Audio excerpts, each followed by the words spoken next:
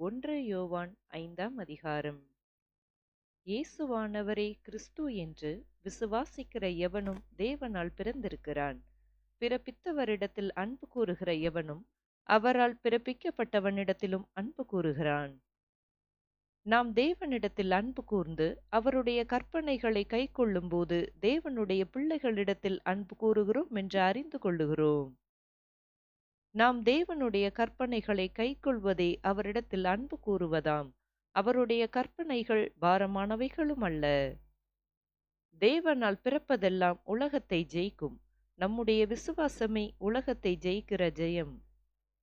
இயேசுவானவர் தேவனுடைய குமாரன் என்று விசுவாசிக்கிறவனே அன்றி உலகத்தை ஜெயிக்கிறவன் யார்? இயேசு கிறிஸ்துவாகிய இவரே ஜலத்தினாலும் இரத்தத்தினாலும் வந்தவர்.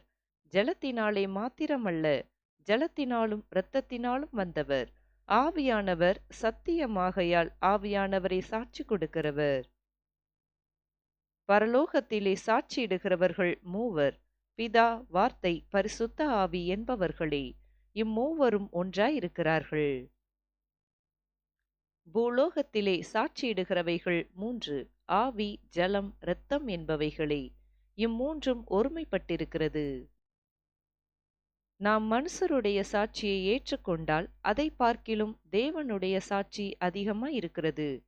தேவன் தமது குமாரனை குறித்து கொடுத்த சாட்சி இதுவே. தேவனுடைய குமாரனிடத்தில் விசுவாசமாய் இருக்கிறவன் அந்த சாட்சியை தனக்குள்ளே கொண்டிருக்கிறான். தேவனை விசுவாசியாதவனோ தேவன் தம்முடைய குமாரனை குறித்து கொடுத்த சாட்சியை விசுவாசியாததினால் அவரை பொய்யராக்குகிறான். தேவன் நமக்கு நித்திய ஜீவனை தந்திருக்கிறார்.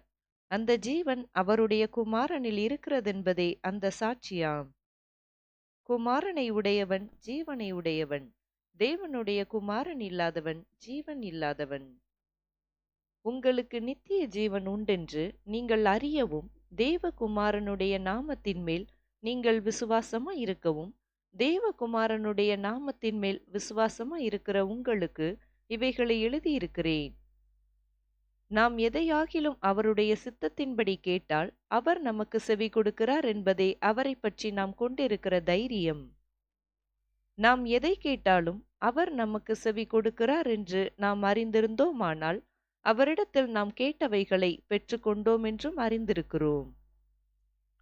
மரணத்துக்கு ஏதுவல்லாத பாவத்தை தன் சகோதரன் செய்ய ஒருவன் கண்டால் அவன் வேண்டுதல் செய்ய கடவன். அப்பொழுது அவனுக்கு ஜீவனை கொடுப்பார்.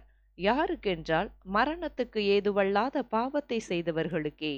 மரணத்துக்கு ஏதுவான பாவம் உண்டு. அதை குறித்து வேண்டுதல் செய்ய நான் சொல்லேன். அநீதி எல்லாம் பாவந்தான் என்றாலும் மரணத்துக்கு ஏதுவல்லாத பாவமும் உண்டு. தேவனால் பிறந்த எவனும் பாவம் செய்யான் என்று அறிந்திருக்கிறோம். தேவனால் பிறந்தவன் தன்னை காக்கிறான், பொல்லாங்கன் அவனை தொடான். நாம் தேவனால் உண்டாயிருக்கிறோம் என்றும் உலகம் முழுவதும் பொல்லாங்கனுக்குள் கிடக்கிறதென்றும் அறிந்திருக்கிறோம். அன்றியும் நான் சத்தியமுள்ளவரை அறிந்து கொள்வதற்கு தேவனுடைய குமாரன் வந்து நமக்கு புத்தியை தந்திருக்கிறார் என்றும் அறிவோம். அவருடைய குமாரனாகிய இயேசு கிறிஸ்து என்னப்பட்ட சத்தியமுள்ளவருக்குள்ளும் இருக்கிறோம். இவரே மெய்யான தேவனும் நித்திய ஜீவனுமாய் இருக்கிறார். பிள்ளைகளே, நீங்கள் விக்கிரகங்களுக்கு விலகி உங்களை காத்துக்கொள்வீர்களாக.